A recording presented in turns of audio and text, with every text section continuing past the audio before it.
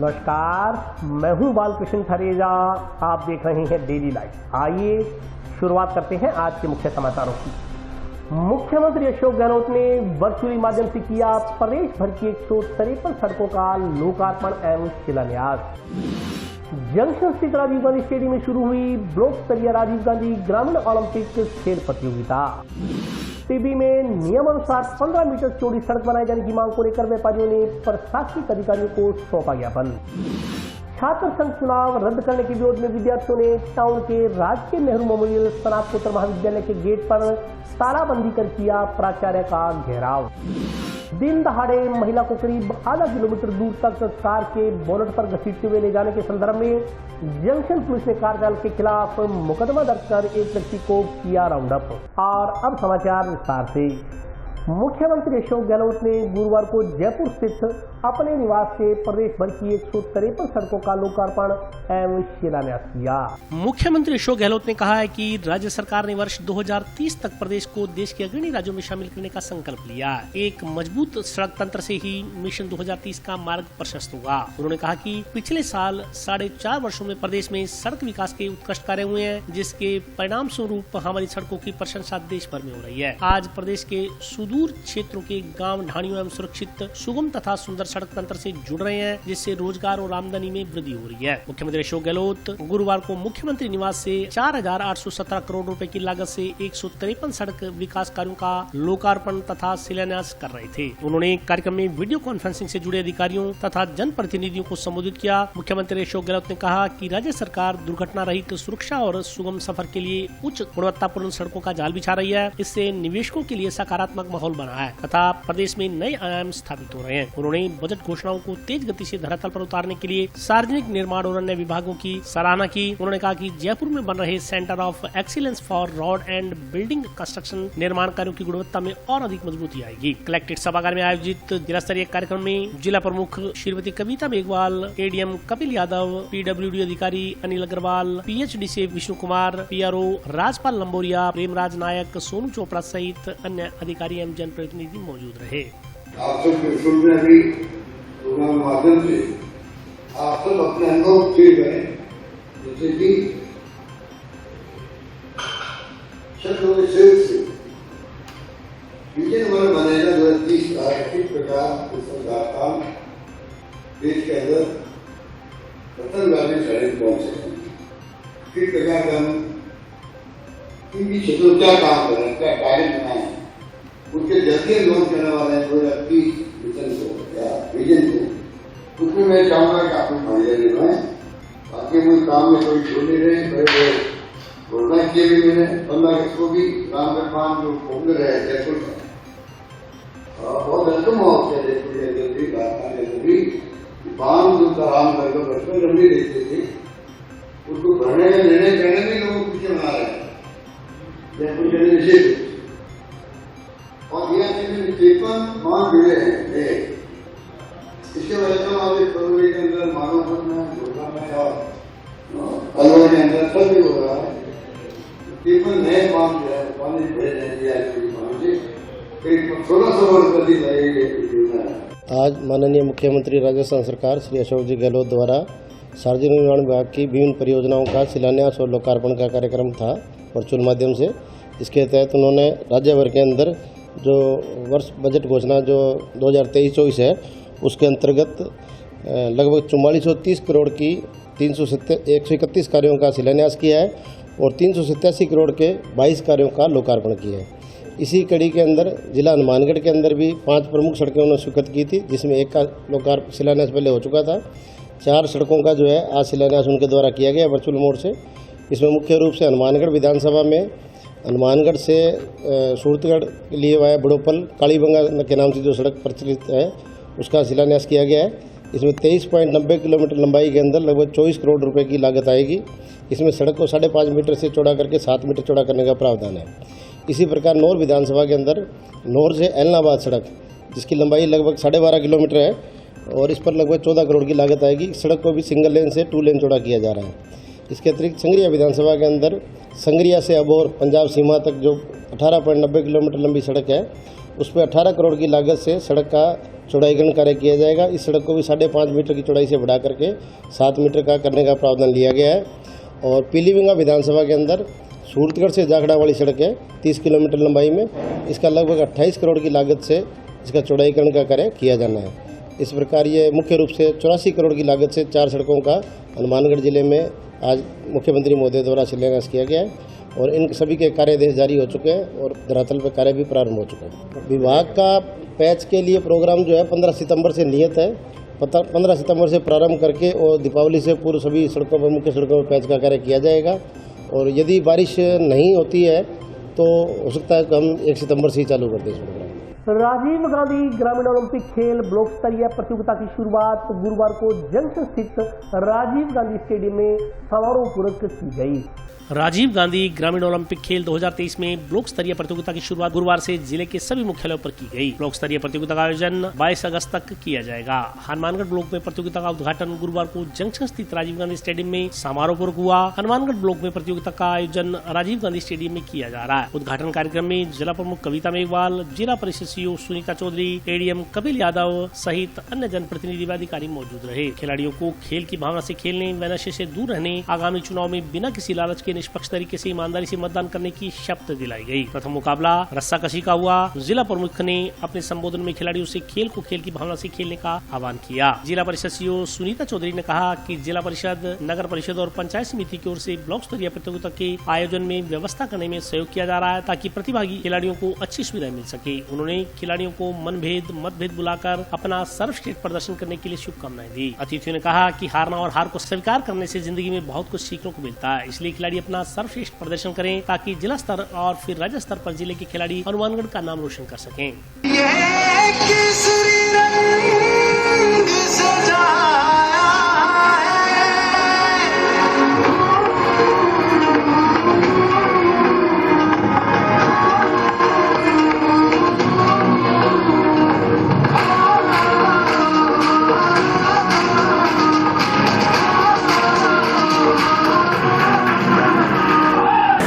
घोषणा 2023 के बिंदु संख्या 43 के अनुपालना में ब्लॉक स्तर पर आयोजित हनुमानगढ़ ब्लॉक की राजीव गांधी ग्रामीण ओलंपिक खेल प्रतियोगिता 2023 के उद्घाटन की घोषणा हमें बढ़ाना है, उसको कम नहीं करना। इसलिए शांति के साथ, बड़ी गंभीरता के साथ हमें इन खेलों के अंदर भाग लेना है। इस व्यवस्था के लिए हमारे नगर परिषद और पंचायत समिति, ग्राम पंचायतों द्वारा जो सुविधा दे करके, जो जिम्मेदारी से काम करके और खिलाड़ियों को जो बहुत ही अच्छी सुविधा दी गई, इनके लिए मैं इन सबका तहे दिल से धन्यवाद। और मैं हो रहा है तथा परिवारों की आर्थिक स्थिति भी बद से बदतर होती जा रही है। नशे के कारण अनेक युवा असमय काम नवलित हो रहे हैं, जो कि अत्यंत दुखदायी है। आज ये हमारे यहाँ पर माननीय मुख्यमंत्री महोदय की जो बजट घोषणा थी, उसके तहत जो ब्लॉक लेवल पर जो प्रोग्राम होना था उसकी शुरुआत हमने की है। आज हनुमानगढ़ ब्लॉक में जो प्रतियोगिताएं हैं उसका शुभारंभ हुआ है, जिसमें सभी जनप्रतिनिधियों ने और खिलाड़ियों ने भाग लिया है। 11 अलग अलग गाँवों से अलग गेम्स में टीम्स आई हैं और उसमें अभी पहला मैच हमने रस्साकशी का प्रदर्शन मैच कराया है, जिसको लोगों ने बहुत सराहा है। यहाँ पर जिला परिषद की ओर से और पंचायत समिति और नगर परिषद की ओर से सारी व्यवस्थाएं उसमें सहयोग किया गया है। और हमारे जो खेल अधिकारी हैं शमशेर सिंह जी, उन्होंने अच्छी मेहनत की है इसमें और सभी का रजिस्ट्रेशन पे कराया है, टीम्स का और व्यक्तियों का। किट की जैसी जैसी आवश्यकता होगी, जैसे निर्देश हैं, वो किट का अपने उपलब्ध कराने के क्रय वगैरह करेंगे। और बच्चों को सारी युवा जो यहाँ पर आए हैं प्रतिभागी, उनको अच्छी सुविधाएं देते हुए उनका यहाँ पर कार्यक्रम रहेगा।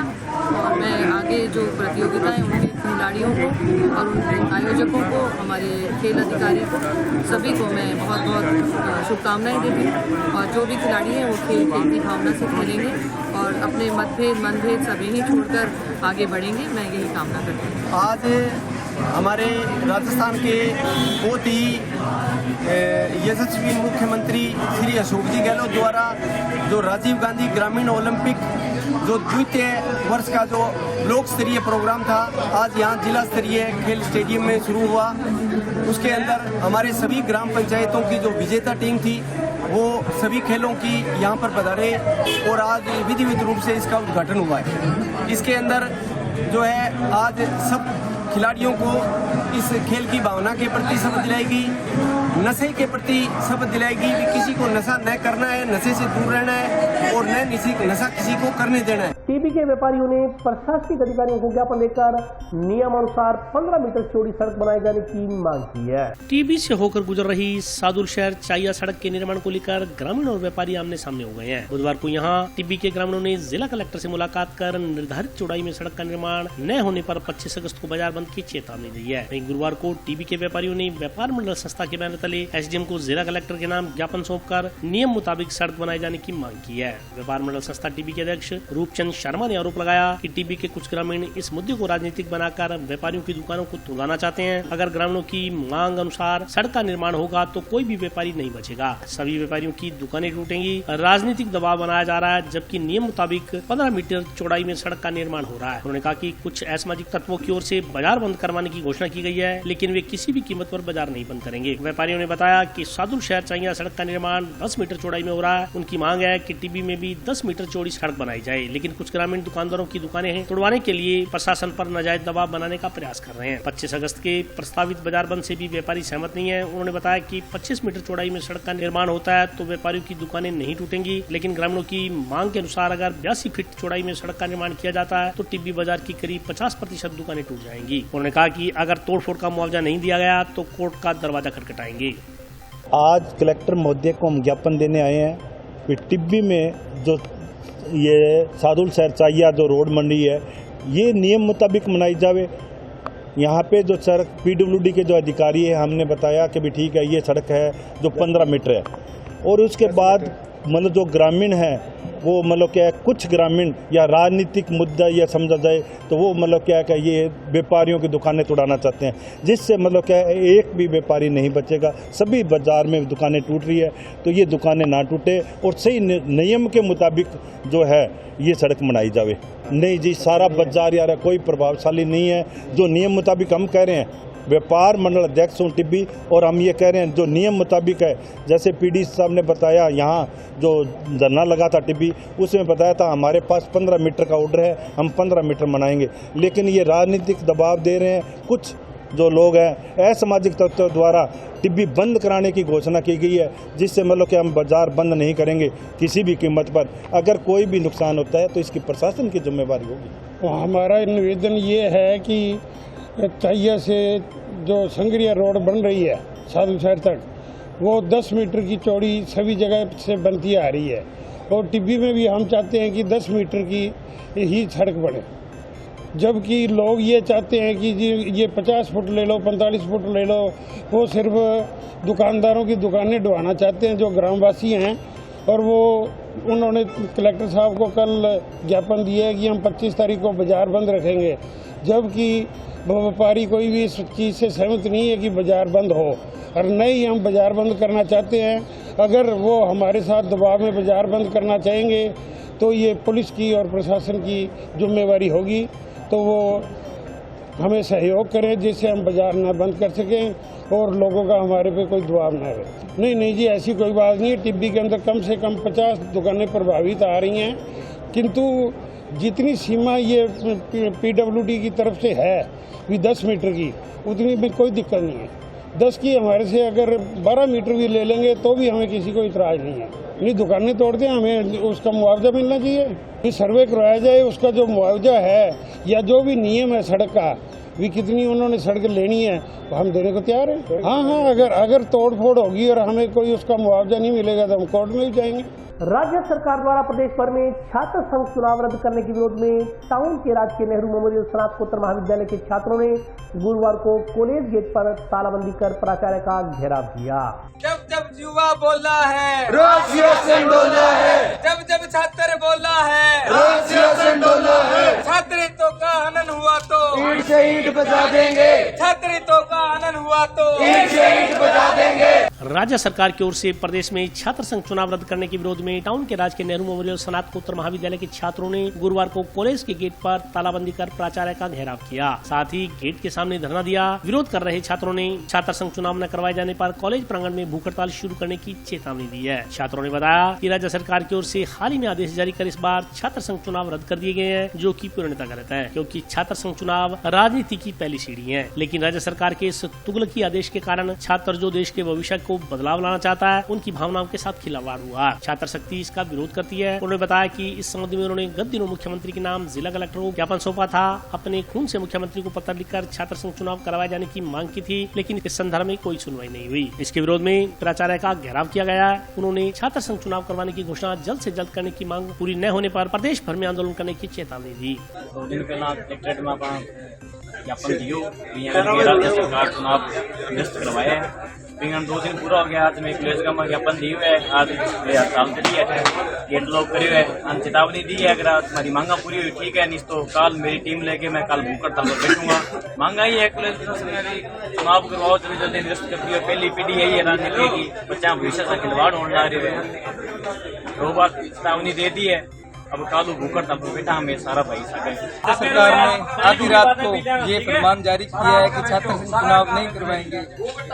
यह सरासर छात्रों के लिए अन्याय है। हम इस अन्याय के खिलाफ जब तक ये मांगे हमारी पूरी ना की जाए हम लड़ेंगे, क्योंकि छात्र संघ चुनाव युवाओं की पहली राजनीतिक पीढ़ी होती है। अगर ये छात्र संघ चुनाव ही नहीं होंगे तो आगे युवाओं को कोई राजनीतिक करियर नहीं होगा। इसलिए हम जब तक ये लड़ाई लड़ेंगे, जब तक हम ये छात्र संघ चुनाव करवा ना दें, चाहे हमें लाठी खानी पड़े, मुकदमे झेलने पड़े या भूख हड़ताल पे बैठना पड़े, हम ये लड़ाई जारी रखेंगे। जी अगर हमारी मांगा पूरी ना हुई तो मैं कल भूख हड़ताल पर बैठांगा। हमारी भूख हड़ताल ये खातर है क्योंकि सरकार हमारी बात कौन सुन ला रही। मैं आपकी बात और हमारी मांग है कि कॉलेज का चुनाव का करवाया जाए, क्योंकि वो छात्र ने आगे बढ़ने को पहली सीढ़ी हुआ है। अगर आज कैंसिल हो जाएगी तो कोई युवा आगे ना तो कलेक्टर बन पाओगे, ना कोई आगे सीढ़ी चढ़ पाओगे। तो हमारी यही मांग है कि वो चुनाव हुआ है। आज तो मैं कर ला शांतिपूर्वक। अगर हमारी बात की सुनवाई ना हुआ तो कल उग्र होगा और भी संपूर्ण जिम्मेवारी राज्य सरकार की और कॉलेज प्रशासन की होगी। बिना अंदर छात्राओं कोई रोल को नहीं होगा। और अभी वक्त ब्रेक का हाजिर होता हूँ छोटे से ब्रेक के बाद।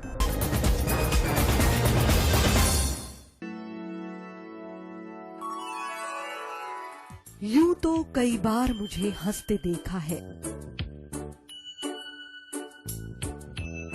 पर ये हंसी कुछ और है। ये गहना मुझ पर जचता है, पर ये महज एक गहना नहीं। ये रूपरेखा है मेरे मन की, हंसती खिलखिलाती लहरों की, जो आतुर थी अब तक मुझ पर सजने को।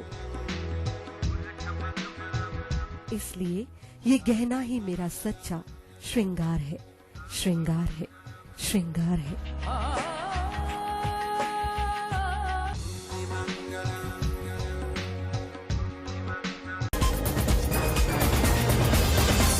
ब्रेक के बाद स्वागत है।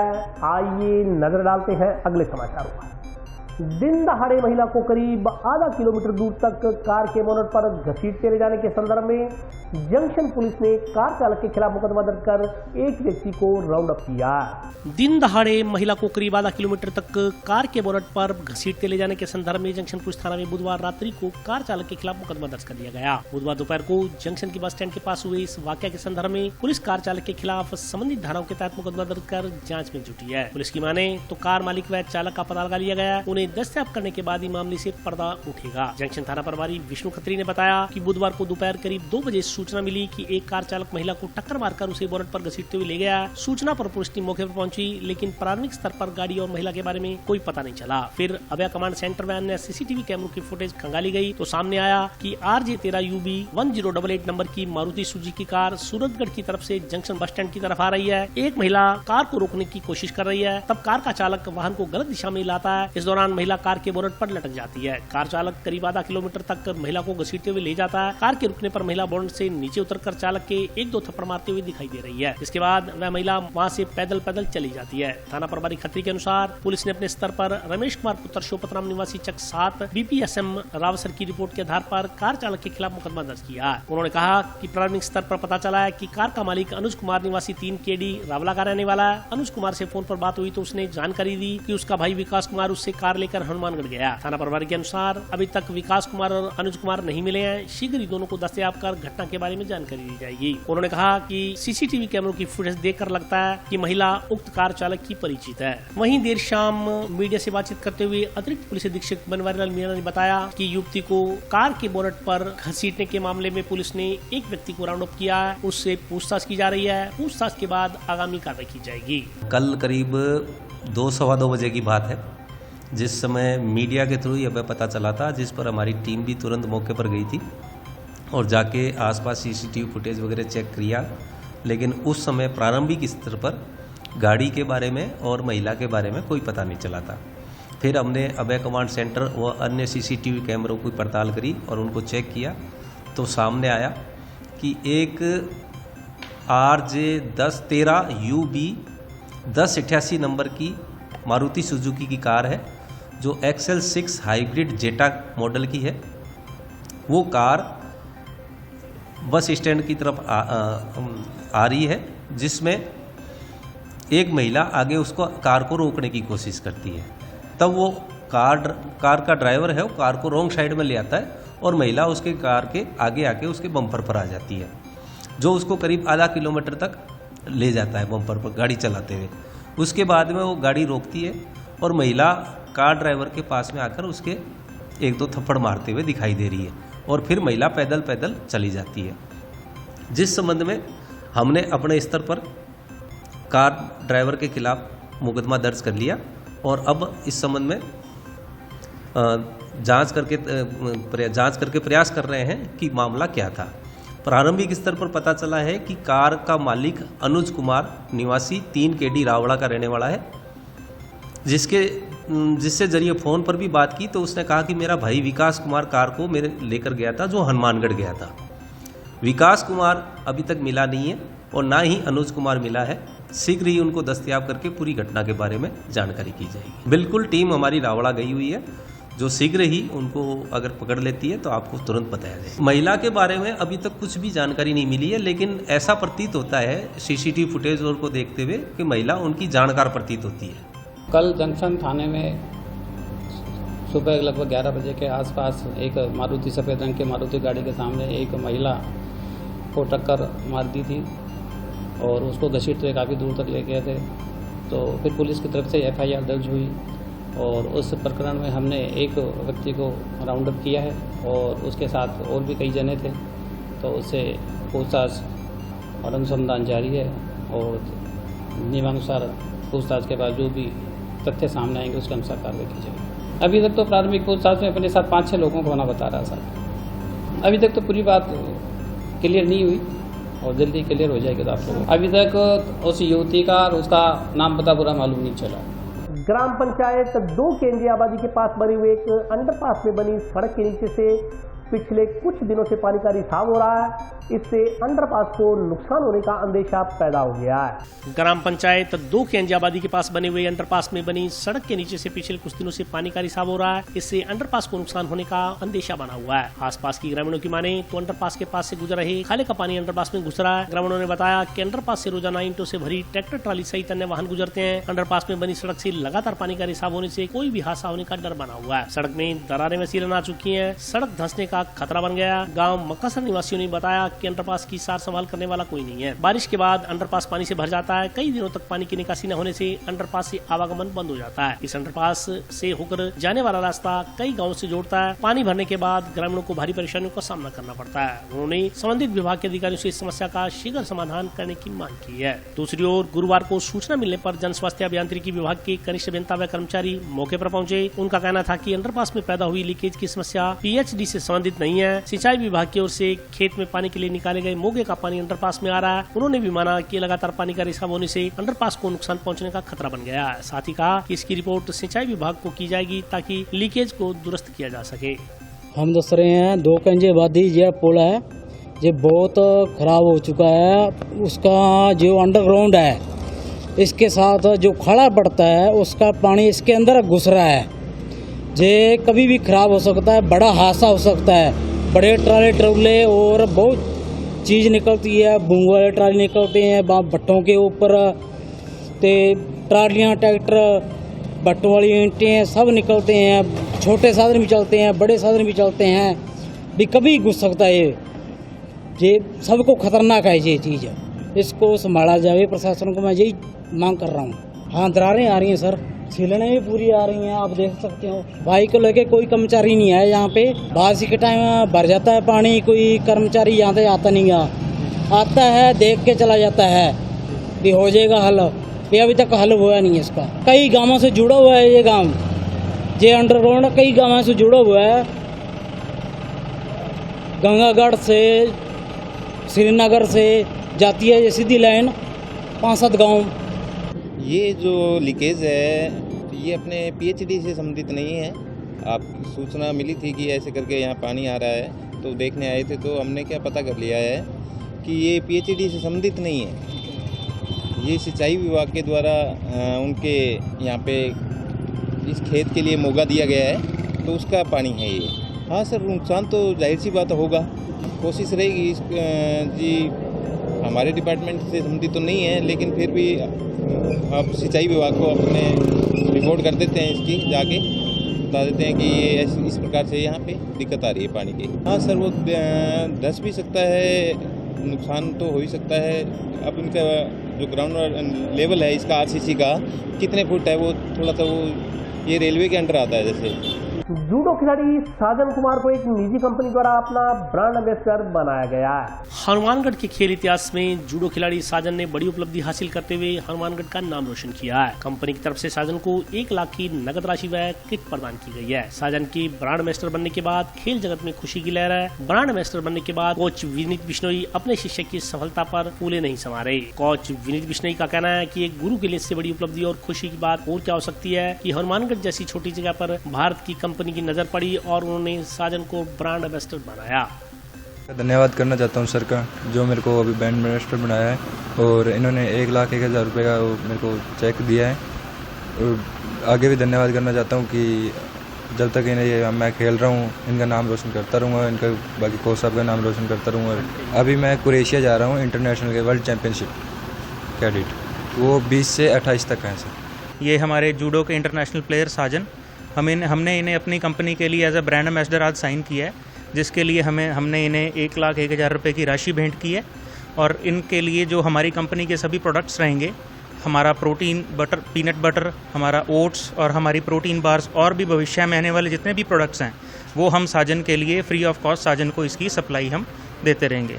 और हमारी उम्मीद है साजन हमारी कंपनी को बहुत ऊपर लेकर जाएगा, इंटरनेशनल लेवल पे हमारे देश को और हमारी कंपनी को रिप्रेजेंट करेगा। श्री खुशहाल दास विश्वविद्यालय में वीरवार को 2 दिवसीय लॉन टेनिस चैंपियनशिप का शुभारंभ हुआ। श्री खुशहाल दास विश्वविद्यालय में 2 दिवसीय लॉन टेनिस चैंपियनशिप का शुभारंभ हुआ। लॉन टेनिस चैंपियनशिप का उद्घाटन पुलिस अधीक्षक सुधीर चौधरी ने किया। चैंपियनशिप में विभिन्न जिलों के करीब 55 खिलाड़ी हिस्सा ले रहे हैं। उद्घाटन समारोह में मुख्य अतिथि के रूप में एसपी सुधीर चौधरी, विशिष्ट अतिथि के रूप में ASP Neelam Chaudhary, laughter champion ख्याली सहारण देवेंद्र अग्रवाल, सरपंच जगतार सिंह ने भाग लिया। विश्वविद्यालय प्रबंधन की तरफ से गुरु गोविंद सिंह चैरिटेबल ट्रस्ट अध्यक्ष बाबूलाल जुनेजा, विश्वविद्यालय के चेयरपर्सन दिनेश जुनेजा सहित अन्य लोग उपस्थित रहे। इस मौके पर वक्ताओं ने कहा कि लॉन टेनिस तकनीक, स्ट्रैटेजी और शारीरिक स्थिरता के संतुलन के साथ लक्ष्य हासिल करना सिखाता है। हालांकि प्रतियोगिता में विजय महत्वपूर्ण होती है, लेकिन जीत या हार के पीछे बहुत सी अनमोल शिक्षाएं छिपी होती हैं, जो हमें जीवन में सफलता पाने के लिए अपने आप को लक्ष्य की ओर सदा मुखर होना सिखाती हैं। उन्होंने कहा कि खेल से सीखा जा सकता है कि रास्ता चाहे कितना भी कठिन क्यों न हो, व्यक्ति को संघर्ष करना नहीं छोड़ना चाहिए। लॉन टेनिस खेल खिलाड़ियों को संघर्षशील बनाता है और संघर्षों के माध्यम से सफलता कैसे हासिल की जा सकती है, यह इस खेल की मुख्य विशेषता है।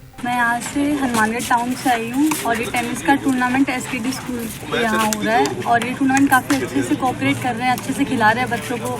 मैंने जब देखा कि बच्चे यहाँ पे बहुत अच्छे से खेल रहे हैं तो मैंने मतलब समझ आया कि काफ़ी अच्छा इनका मतलब है फोकस गेम्स वगैरह पे। बच्चों को काफ़ी ज़्यादा यूँ मोटिवेट करते हैं कि गेम्स वगैरह खेलना है और काफ़ी अच्छी फैसिलिटीज़ वगैरह हैं खेलने के लिए, इधर फुल कोऑपरेट हो रहा है। आज खुशहाल दास यूनिवर्सिटी में फर्स्ट टेनिस चैंपियनशिप का आयोजन किया गया है, जिसमें ये अंडर 14 एंड अंडर 18 के 60 के 70 प्लेयरों ने हिस्सा लिया है, जो कि जयपुर, चूरू, सीकर, झुंझुनू, गंगानगर, हनुमानगढ़, अनूपगढ़, संगरिया अलग अलग शहरों से आए हैं। और हमारा टूर्नामेंट जो है आज शुरू हुआ है, जिसमें इंडिविजुअल और डबल दोनों होंगे।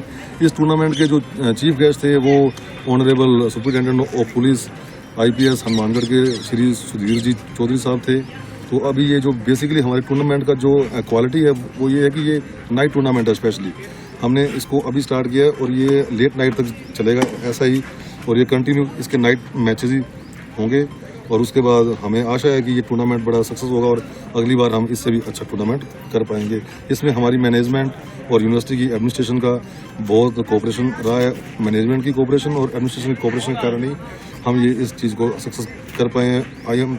मैं being a director sports in SKD university, तो ये मेरा सेकंड टूर्नामेंट था। हमने एक पहले किया था टेनिस क्रिकेट का, अभी ये सेकंड है। तो अभी आपको इन फ्यूचर लगातार हर एक महीने के बाद एक ऐसे टूर्नामेंट देखने को मिलेंगे। अभी जो हमारा नेक्स्ट टूर्नामेंट प्लान हो रहा है, तो फिर जो भी होगा लेटेस्ट वो हम आपको अपडेट करेंगे।